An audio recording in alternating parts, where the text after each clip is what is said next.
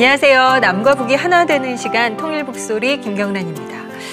지현 씨, 혹시 우리나라의 교회가 몇 개나 되는지 아세요?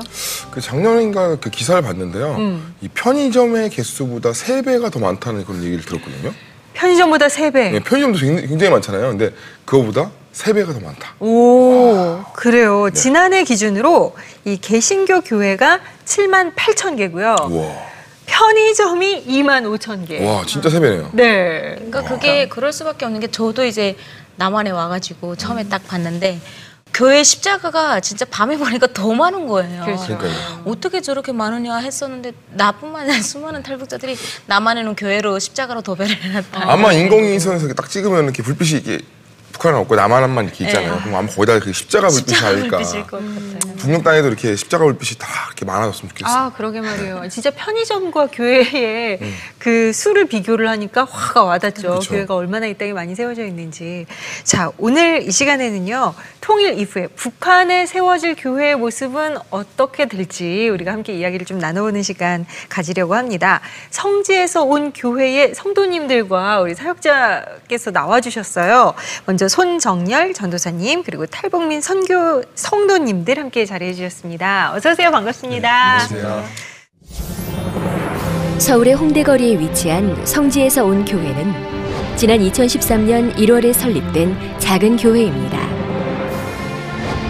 하지만 손정열 전도사는 북한에 세워질 교회의 모델이 되겠다는 비전을 품고 세부적인 목표들을 차근차근 실천해 가고 있습니다.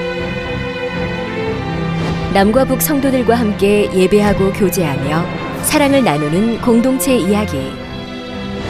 나아가 북한 주민들의 입장에서 순조롭게 복음을 전하는 방법은 무엇인지에 대해서도 함께 들어봅니다. 성지에서 온 교회의 비전이 있습니다. 북한에 세워질 교회의 모델이 되겠다. 정말 생각만 해도 좀 가슴이 벅찬데요. 그래서 이 교회 이름에도 뭔가 좀 남다른 의미가 담겨져 있는 교회가 아닐까라는 생각이 들어요. 네, 전도사님 어떤가요?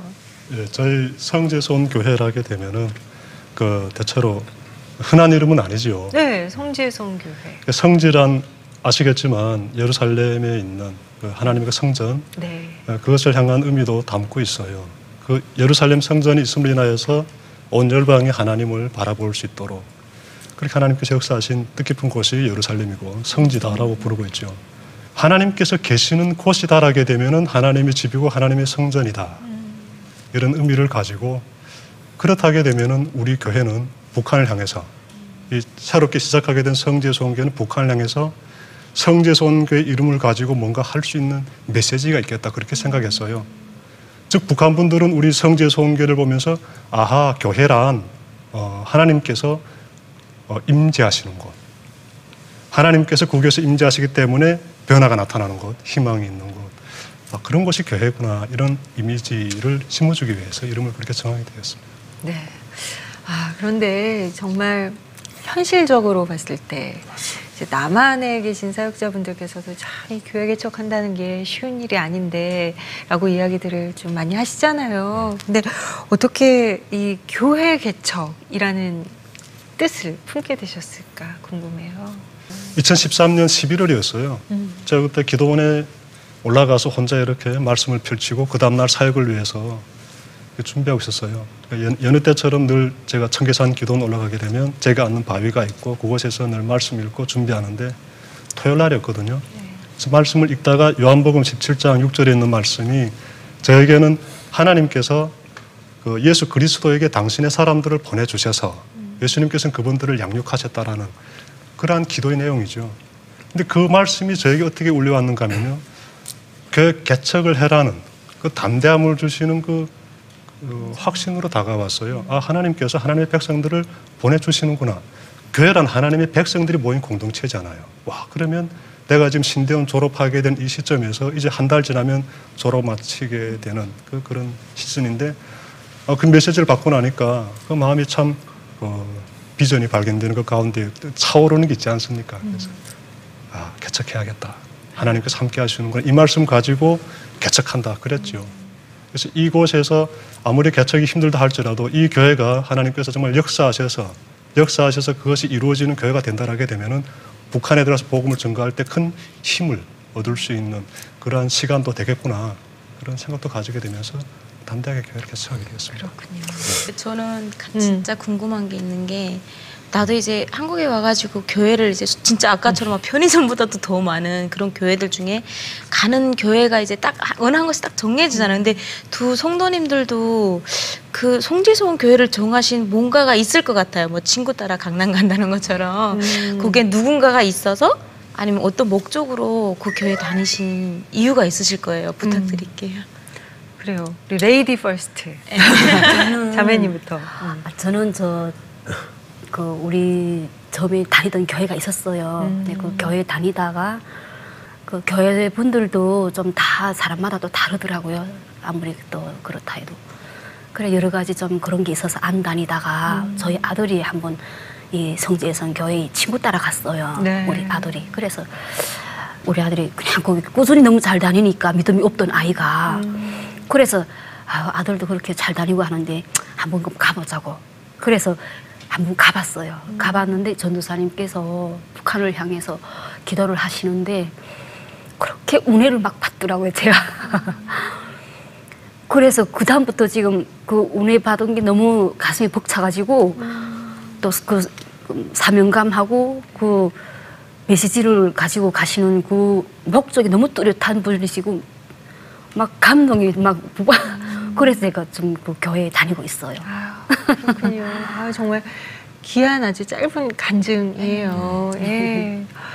우리 형제님은 어떻게 해서 이 성지소원 교회와 인연을 맺게 되셨어요? 저도 친구 때문에 왔다가 친구 때문에 왔다가 친구가 근데 전도사님이랑은 저 교회 오기 전부터 알고는 있었어요. 어떻게? 전에 다니던 교회에서 같이 다녀가지고 알고 있었는데 지금 하고 있는 교회 전도사님이 손정열 전도사님이라고 말씀을 하더라고요. 그래가지고 친구가 네네. 지금 내가 다니고 있는 교회 전도사님이 손정열 전도사님이야. 근데 내가 그분 아는데 네네네네네. 이렇게 된 거군요. 네. 마음도 편하고 그리고 우리가 알아들을 수 있게끔 말해주시고 이해를 그러니까 저쪽하고 이쪽에 대해서 서로를 다 잘 이해할 수 있게끔 그렇죠. 그렇게 말씀해 주셔가지고 있게 됐습니다. 야. 서울 홍대 와우공원 인근 이 건물 지하에 성지에서 온 교회가 자리해 있습니다. 친교방은 여느 가정집 못지않게 아늑하고 깔끔한 분위기를 자랑하는데요. 성도들이 함께 모여 따뜻한 정과 사랑을 나누는 소중한 공간입니다. 매 주일 설교 시간마다 통일 관련 주제가 선포되는 성전. 교회의 인테리어는 물론 빛이 된 물품들 모두 도움의 손길로 마련됐습니다. 이제는 설교를 녹화해 유튜브에 올리는 것도 가능해졌는데요. 의자 색깔에도 남다른 의미가 담겨 있습니다. 빨간색과 노란색 가지고 있는 의미는 그렇습니다. 다양한 것을 함께 아우르는 공동체가 되겠다라는 비전을 가지고 여기는 북한 사람도 앉았을 테고 한국 분도 앉았을 테고 중국 유학생도 앉았을 수 있고 미국 분도 앉아 계실 수 있고 현재 우리 공동체가 그렇게 구성되어 있습니다. 친교방에는 교회 성도들과 동역자들이 함께 모였습니다. 손정열 전도사는 지난 9년 동안 신학을 전공하며 복음 통일에 대해 연구해 왔는데요.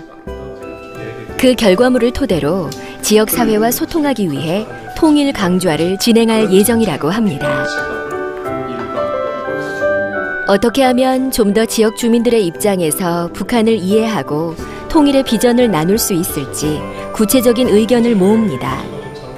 통일을 위해서 실질적인 그런 강의가 또 교육이 또 설교가 그렇게 이어지고 있어요. 그 성지에서 교회에서 추구하는 어떤 그 비전이라는 것이 남한과 북한 사람이 함께 예배하는 공동체를 만들겠다. 이것은 결국은 통일이 된 이후에도 북한 땅에서도 그런 교회가 만들어질 수 있다라는 어떤 비전을 제시할 수 있지 않을까 그렇게 생각하고 있습니다. 이곳은 서대문구에 위치한 한 대학 캠퍼스. 손정열 전도사는 신방이 필요하다 싶은 성도나 신방을 직접 요청한 성도가 있으면 시간과 장소를 가리지 않고 찾아갑니다. 김정임 자매는 외식 조리학과에 재학 중인데요. 오후에 있을 요리 실습으로 마음이 무겁습니다.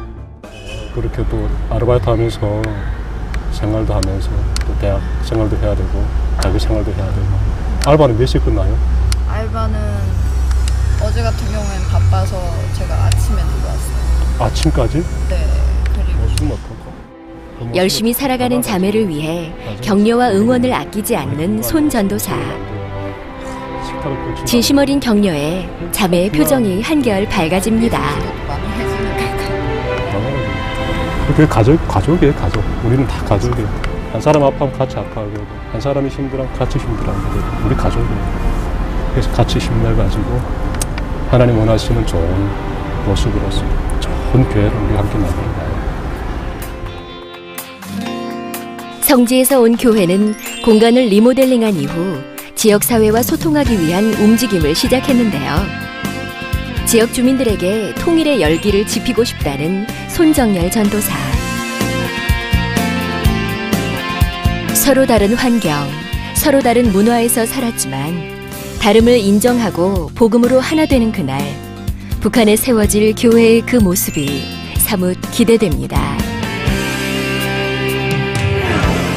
특이하게 우리 전도사님께서는 어떻게 하나님을 만나게 되셨고 신앙생활을 시작하게 되셨는지도 궁금하고, 또 그냥 신앙생활을 하는 어떤 성도의 자리까지가 아니라 목회자의 길, 사역자의 길로 접어드시게 된 계기도 좀 궁금하거든요. 예. 그렇죠. 저는 하나님을 믿었을 때가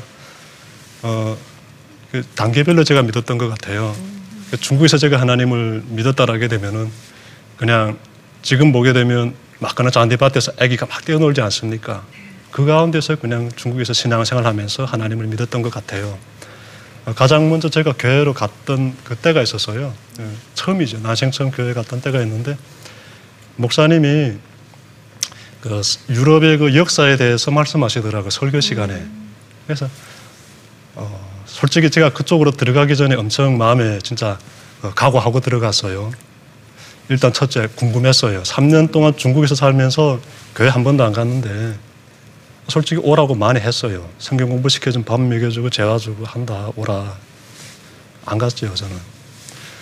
그렇지만 3년 동안 제가 궁금했지요. 안 가면서 도대체 저기 무엇일까? 저곳이 무엇일까? 한번 가봐야겠다. 이런 마음 가지게 되면서 들어갔는데 서양의 그 유럽의 역사를 말씀하고 계시니까 그 긴장감이 싹 해소되는 거죠. 편한 거예요. 와, 그 설교 끝났습니다. 그리고 나서 그다음 그분들이 저에게 이렇게 밥을 주시더라고요. 머리 흐린 할머님이 저를 위해서 기도해 주시는데 하나님께서 이 청년을 지켜주셔서 이제 문 열고 나가게 되면 또 중국 경찰들이 또 붙잡자고 왔다 갔다 하는데 잘 지켜주십시오. 이렇게 기도하시는 거예요. 그때 참 마음이 완전히 한마디로 그냥 좋은 거예요. 야, 세상에 날 위해서 어느 분이 이렇게 그 기도인지는 모르지만은 눈 감아서 눈을 감았는데 귀로 들리는 음성은 너무너무 좋은 거예요. 위로가 되는 거죠. 그때 한번 교회 갔다 와가지고 그 다음 이후로는 제가 그냥 그저 예수님은 잘 몰랐어요.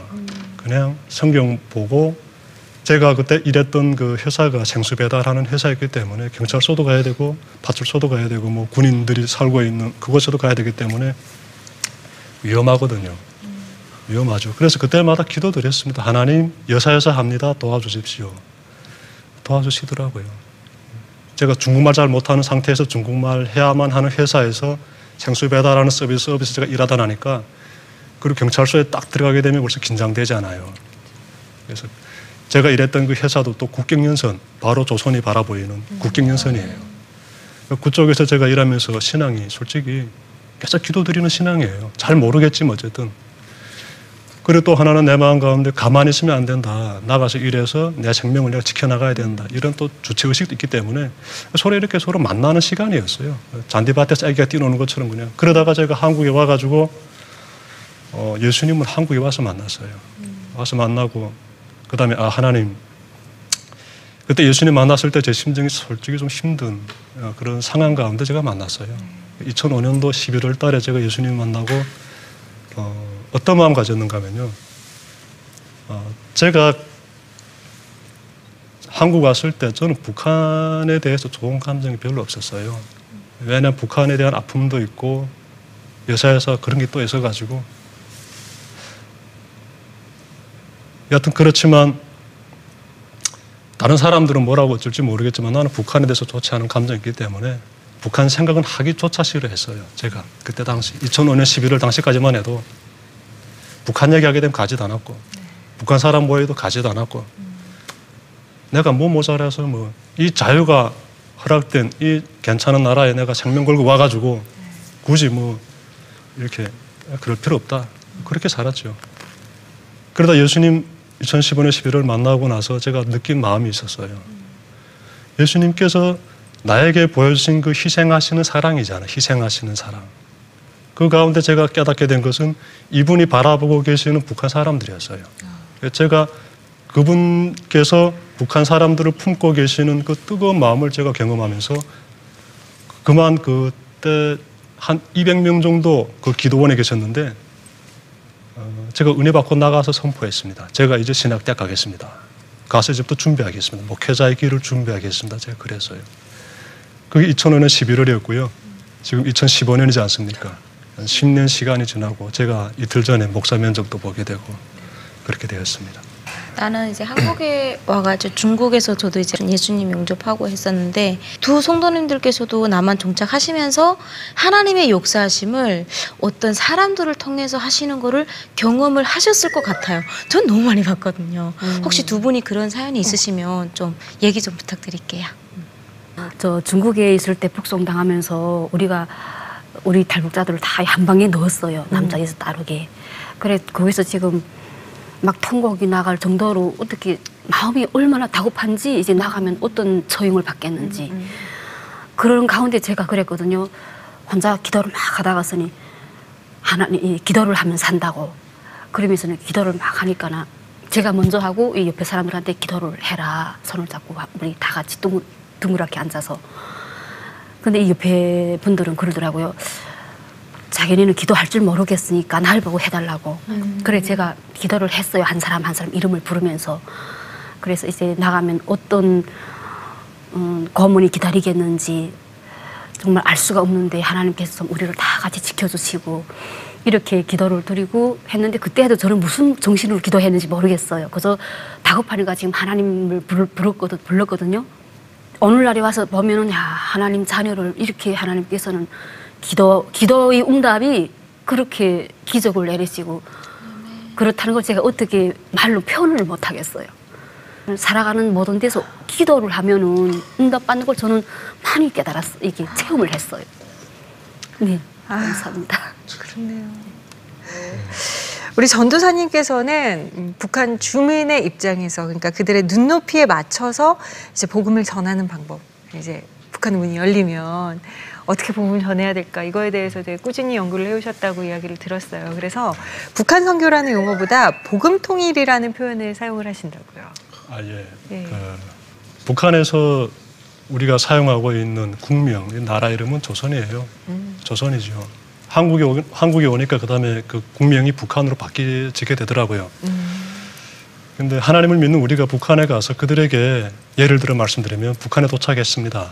도착해가지고 그들에게 뭐 그들이 왜 왔습니까? 그러지 않겠습니까? 그러면 어떻게 답변하시겠습니까? 북한 선교하러 왔습니다. 뭐 그렇게 말씀드리겠습니까? 저는 대화가 참 중요하다고 생각합니다. 북한 사람들에게 다가가서 처음에 딱 던질 수 있는 대화가 중요하겠다 싶어서 가만히 생각해 봤는데 저분들에게 북한이라는 그 용어는 상당히 낯설어요. 저들에게 가장 자부심을 심어주는 건 조선이라는 그 국명이에요. 근데 어느 날 이렇게 뭐 개방되고 한국에 분들이 올라오셔가지고 북한 하면서 북한 선교 이러게 되면은 아마 그분들의 마음에 두 가지가 교차될 것 같아요. 첫째, 그래도 조선이 좋은데 이런 게 하나 있고, 둘째는 선교가 가지고 있는 그 메시지예요. 그러니까 저희는 기독교에 대해서 어떻게 가르침을 받았는가 하면 국가로부터 가르침을 받게 되는데 반기독교적인 교육을 받는 거예요. 즉 다시 말해서 선교사란 이 나라를 침략하기 위한 그런 그 침략의 뭐 앞잡이다. 선교란 다시 말해서 강대국이 약소국가를 지배하기 위해서 선발대가 되어가지고 국민들의 의식을 쫙 종교가 들어가서 그냥 순종할 수 있도록 만들어버리는 그런 도구다. 이렇게 교육을 받은 거예요. 그러니까 선교가 가지고 있는 그 견해가 북한 분들에게 딱 심어져 있는데 앞에서 북한 선교하러 왔다라게 되면은 긴장하게 되는 거죠. 아, 그렇네요. 북한이라는 단어도 낯설고 선교라는 단어도 거부감이 있고. 거부감 있는 단어를 두 개를 다 쓴 거예요. 네. 제가 봤을 때 제가 그래서 여기 와서 나름 국어 사전을 살펴봤는데 북한에서 사용하고 있는 국어 사전이지요. 제가 그것을 쭉 보니까 그 속에 제가 봤던 그 사전에는 복음이란 단어가 없었어요. 제가 북한에서 살면서 복음이란 단어 자체를 제가 들어보지 못했고요. 사전을 찾아보니까 사전 속에서도 복음이란 단어가 없더라고요. 이건 다시 말해서 북한 분들에게 들어갔을 때 복음통일을 하게 되면은 복음이 뭐지라는 질문을 끌어낼 수 있어요. 현재 이것은 대화할 수 있는 가장 중요한 첫 단계가 되지 않겠습니까? 그다음에 통일은 우리 민족이 정말 학수고대하는 큰 위협이죠. 이거는 그렇죠. 당면 과제지요. 통일을 사모한다라게 되면은 대화하지 못할 일이 없지 않습니까?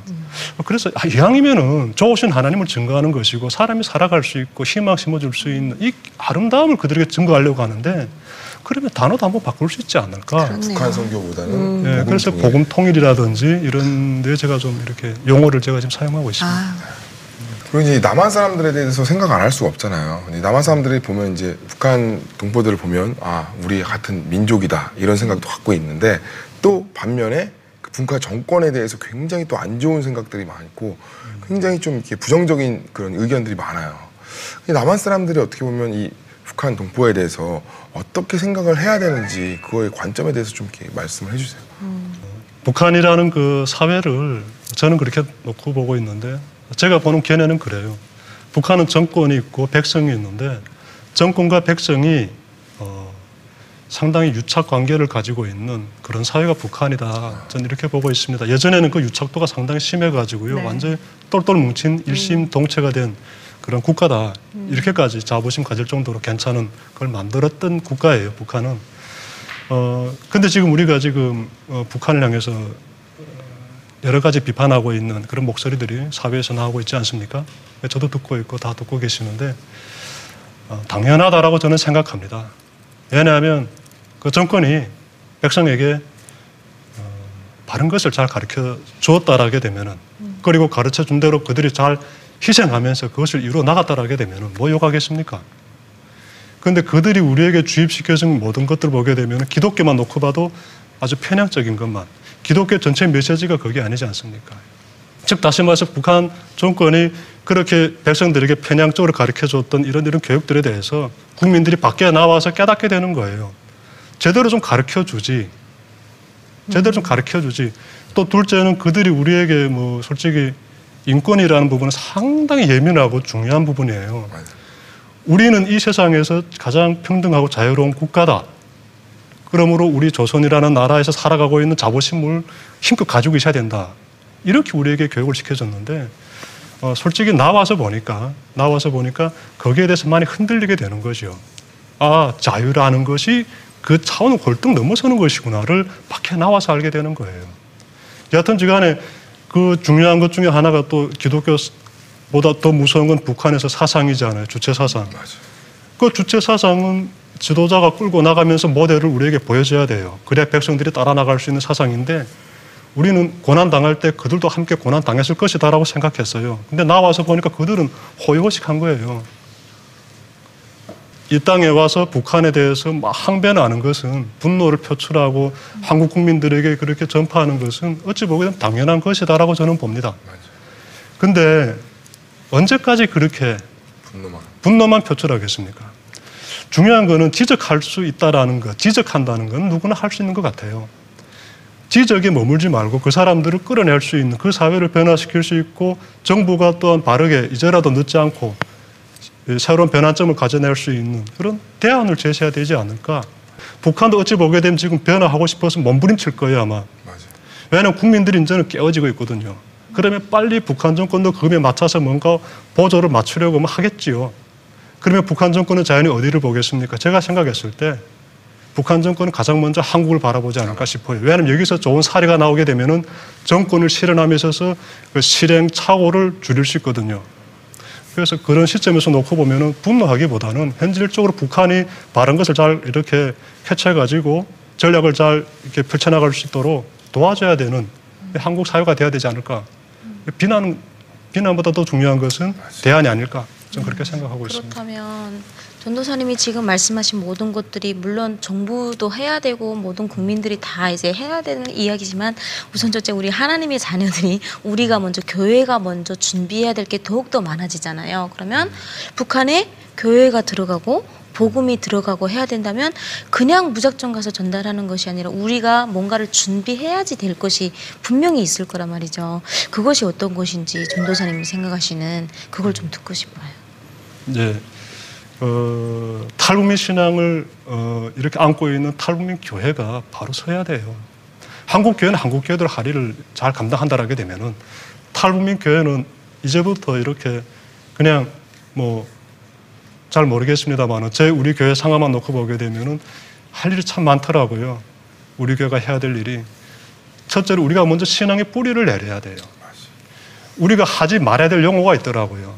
그것이 무엇인가 하면 나는 신앙이 없어서, 나는 신앙이 적어서 이런 말부터 저는 빼야 된다 늘 그래요. 우리 성도님들에게. 그 말 하게 되면 그 말에 가지고 있는 그 가리워진 메시지가 무엇인가 하면 하나님을 잘 믿고 싶지만 내가 지금 잘 믿지 못하고 있는 이 요소는 하나님께서 그 자신을 드러내시고 전지전능하심을 나에게 보여주지 않으셨기 때문이다라는 하나님 핑계로 가는 거죠. 탈북민 교회가 잘 바르게 성장하기 위해서는 저는 그 목회자 한 사람으로서 그렇게 생각합니다. 욥기를 보자. 하나님은 고난과 시련과 희망이 없는 것 가운데서 우리가 발을 내디딜 때 하나님은 그곳에 서 계신다.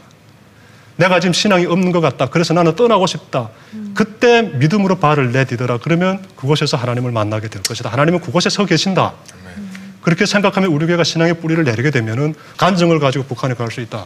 그리고 북한 가서도 그 일을 그렇게 계승해서 해야 될 것이 아닌가 이런 생각을 가지고 있습니다. 그래요. 그리고 이 교회가 얘기를 들어보니까 홍대 쪽에 있다고 들었어요. 정말 젊은 몸의 거리고 또 완전 중심가잖아요. 그 젊은이들 굉장히 많이 왔다 갔다 할 것 같은데 약간 이렇게 만남의 장을 좀 이렇게 만들면 좋지 않을까. 우리 청년들끼리나 그런 만남의 장을 그런 생각이 들거든요. 개인적으로. 네. 시작하고자 꿈을 가지고 가장 첫 번째로 저는 지금 통일교육을 지금 한번 진행하려고 강의안을 제가 지금 거의 6주 강의안을 지금 준비하고 있습니다. 짜셨어요? 네, 이미 짜놓은 거는 제가 논문 쓴 것을 기초로 해가지고요. 준비하고 있고요.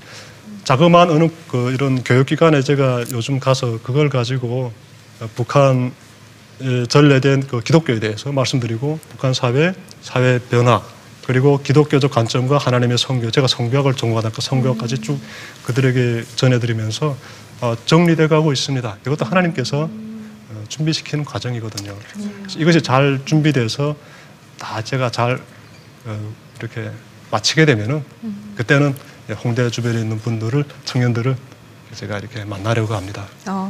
그러면 지금 송지손 교회가 앞으로 이제 북한에 들어가서 모델이 돼야 될 그런 교회시잖아요. 그러면 이제 전도사님만이 많이 그런 모델이 될 교회를 위해서 어떤 노력을 할지 이렇게 우리는 노력을 해나가고 있다는 그런 계획이 있으실 것 같아요. 혹시 어떤 계획이신지 듣고 싶습니다. 예, 아까 이야기한 부분에서 좀 더 이렇게 구체적으로 말씀드리면 될 것 같아요. 제가 생각하건대는 교회란 사회로부터 신뢰를 받으면 일단은 그 지역 사회 속에서 신뢰를 받게 되면은 사람들이 참 따뜻해질 것 같아요. 그 지역 사람들이 얼마나 좋습니까? 사랑이 넘쳐나지 않습니까? 그래서 일단 우리 교회가 지역 사회 속에서 자기 교회로서의 정체성에 합당한 사역을 펼쳐야 됩니다. 즉 지역 사회와 함께 우리가 사역을 해야 돼요. 우리 교회 이름이 성지손 교회라고 하는데 성지손 교회 이름 속에는 선교적인 메시지가 담겨져 있습니다. 그냥 북한을 그냥 가서 그냥 하나님 나라를 이렇게 하기보다는 선교적인 교회가 되어서 이 지역 사회와 더불어서 하나님께서 함께 계심을 드러내주고 보여주고 그들이 경험시켜주면서 우리 교회로서의 그러한 역할을 잘 감당하면은 북한에 가서도 되는 거예요. 여기서 안 되게 되면은 가서도 안 되는 거죠. 예. 그래서 여기서부터 우리는 그것을 실행해야 될 필요가 있다라고 생각하고요. 그러자게 되면은 정말 하나님의 그 사명을 가지고 달려갈 수 있는 요한복음 17장 6절의 말씀처럼 하나님으로부터 보내심을 받았다라는 분명한 정체성을 가진 이런 제자들을 양육해야 된다, 교회가. 그래서 저희는 지금 제자 양육을 지금 시작하고 있는데 제자 양육을 저는 강조하려고 해요. 예배와 제자 양육. 그리고 제가 세 번째로 제가 지금 잡고 있는 것은 미디어 선교다. 저는 그렇게 생각하고 있어요. 그래서 유튜브라든지 얼마든지 이 메시지들을 공유할 수 있는 공간들은 지금 많습니다. 그렇죠. 그쪽으로 제가 올려놓게 되면 북한에 대한 관심을 가지고 계신 분들이라든지 삼국에서 인터넷은 되지만 숨어 살고 있는 탈북민들이 탈북민 한 목회자와 함께 하신 하나님, 그분과 함께하고 있는 신앙 공동체, 그것도 함께 은혜 나눌 수 있고 기도 드릴 수 있는 시간 되지 않을까, 그렇게도 생각하고, 어쨌든 미디어 선교 쪽에서도 제가 우리 교회가 해야 될 일이 있다 그렇게 생각하고 있습니다. 좋아요.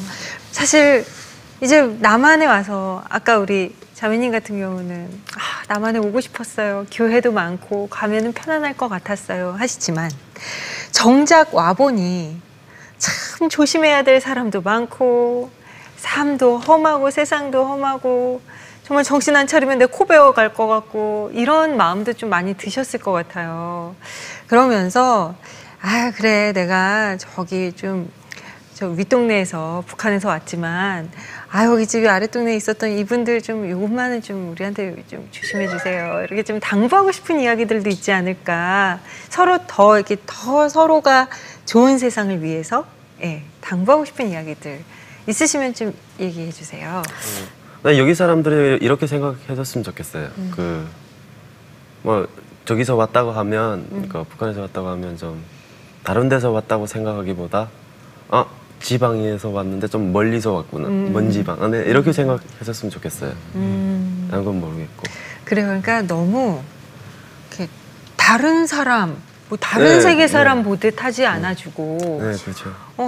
저기 우리 먼 전라도의 어디 경상도의 끄트머리에서 온 그런 어떤 우리 그냥 같은 민족인 것처럼 생각해 달라. 세 분이 이렇게 또 이야기 나눠주시면서 참 이 자리가 풍성해졌는데 끝으로 세 분께 앞으로의 어떤 비전과 기도 제목을 좀 나눠주시면 감사하겠습니다. 저는 그냥 우리 성지손교회가 이렇게 오시는 분들이 참 따뜻하구나. 이 교회는 이렇게 정을 쏟아부을 수 있는 그런 교회가 됐으면 좋겠어요. 그러자면 아무래도 제가 많이 다듬어져야 되고요.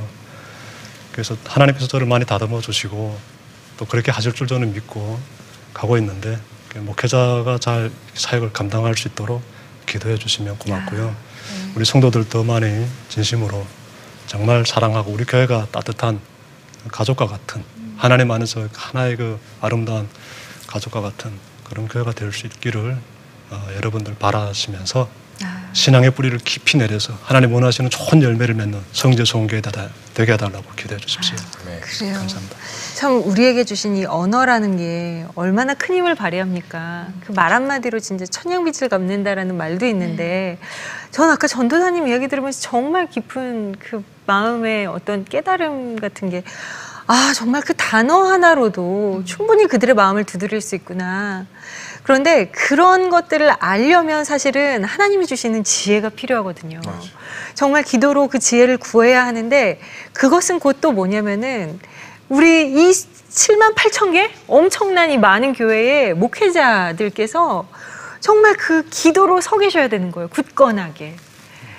그 기도를 서 계시는 그 목회자님을 보면서 목회자들을 보면서 그 성도들은 또 영향을 받고 자신들의 신앙을 계속 다듬어가고 있거든요. 그러니까 정말 그런 어떤 우리가 북한을 향한 마음들 그리고 그 복음 통일을 위한 어떤 과정들을 위해서 우리가 정말 지혜를 하나님께 구해야 함과 또 이 땅의 수많은 목회자들을 위해서 그 목회자들이 바로 서서 그 성도들이 그 목회자들을 이렇게 그 품 안에서 잘 양육받고 또 신앙생활을 건강하게 할 수 있도록 목회자들이 이 땅에서 바로 서야 한다는 것을 우리 전도사님 이야기를 함께 나누면서 또 참 깊이 느낄 수 있는 시간이었어요.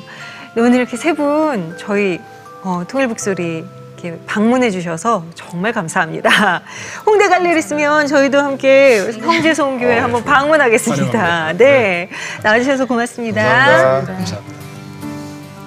네, 남과 북이 하나 되는 시간 통일북소리 오늘 시간은 여기까지입니다. 저희는 다음 주에 다시 찾아오겠습니다. 고맙습니다.